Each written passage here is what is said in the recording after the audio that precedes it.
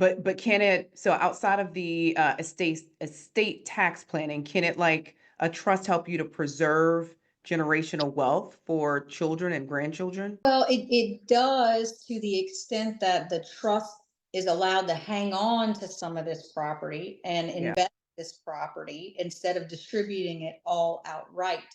So it can continue to grow and can continue to be preserved.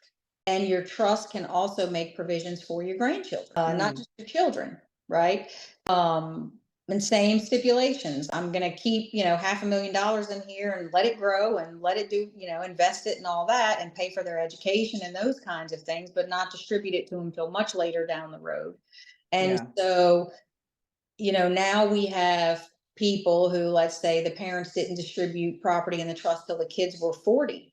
And so these kids already have their own pensions and their own 401ks, and they've got their own bucket of money. And then they've got, a million or more dollars coming to them at a later date.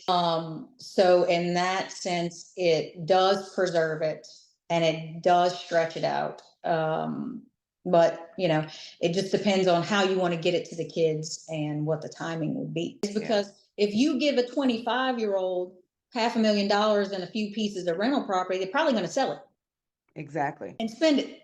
And that's why in the trust we say, okay, well, you can't get all this until you're a certain age. And even at that point, the trustee is still looking in to make sure that it's in your best interest. And that's the trustee's job, is to look in and make those determinations, make sure your wishes are followed. Like, it's so important not only to leave the assets to your kids, but to really teach them and help them to understand what you're doing, why you're doing it, and how they can continue on the legacy for their children.